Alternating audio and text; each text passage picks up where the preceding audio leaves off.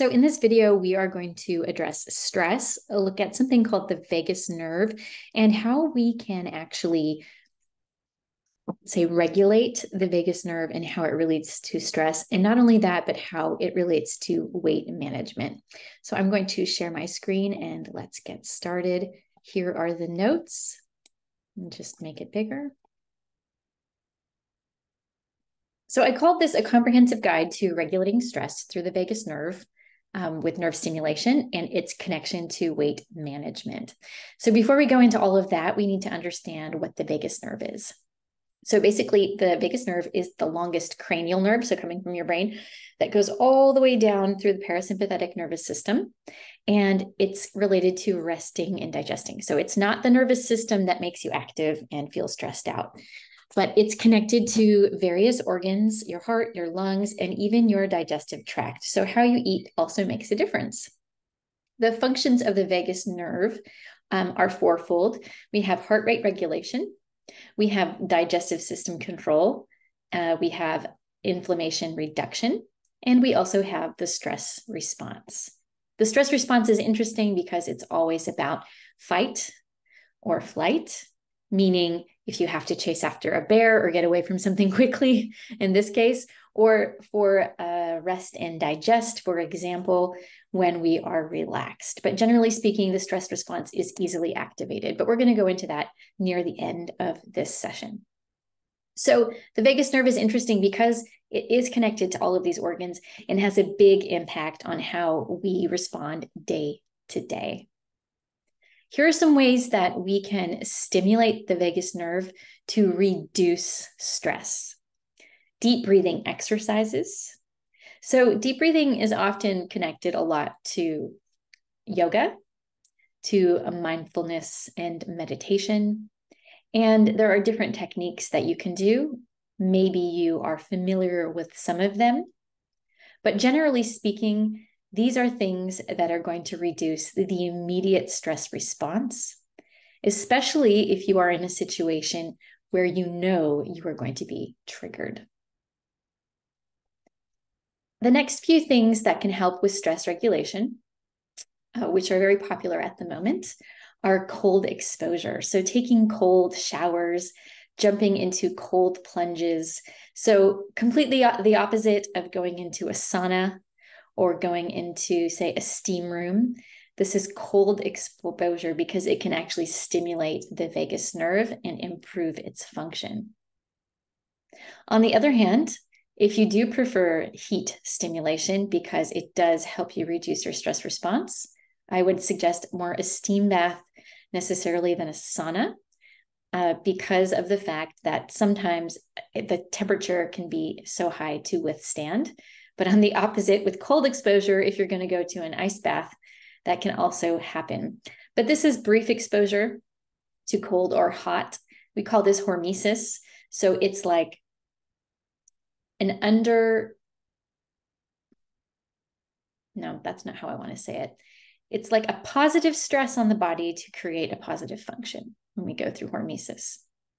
Another way that you can regulate your vagus nerve, which is related to what we call vagal tone, which I will also talk about at the end, is aerobic exercise. So getting a little bit of aerobic exercise, any exercise that you're doing that's going to get your heart rate up, is going to be very important.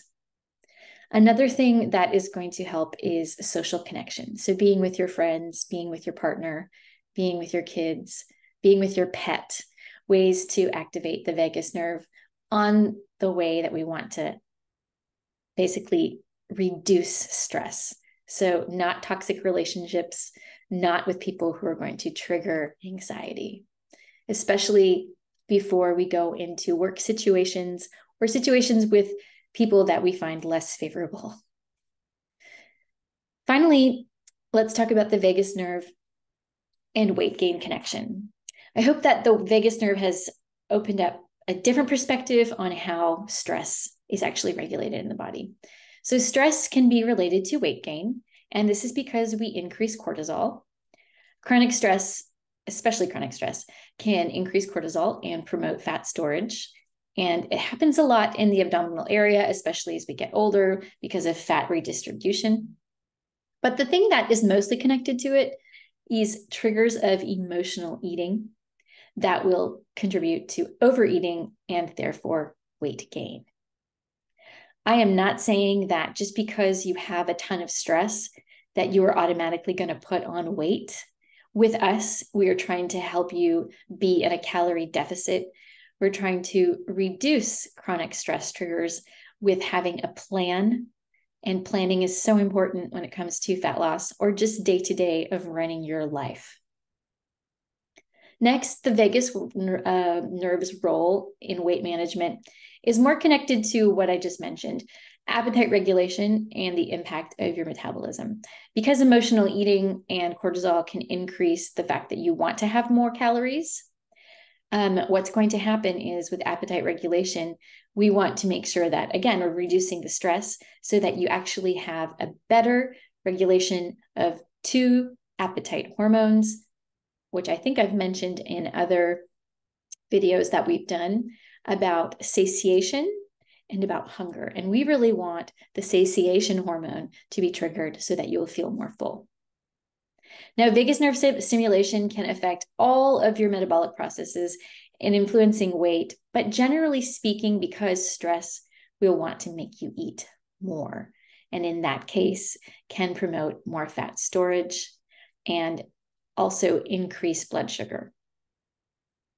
So how can you implement this in your day-to-day life?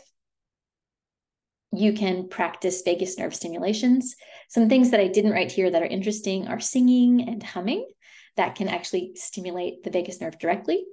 You can even do things like acupuncture.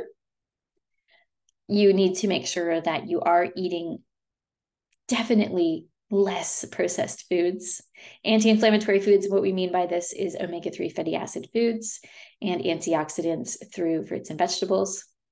Then you can seek out any kind of professional to help you if you do have a chronic condition and it does need to be looked at for medical purposes, whether that could be medication or actually speaking to a professional.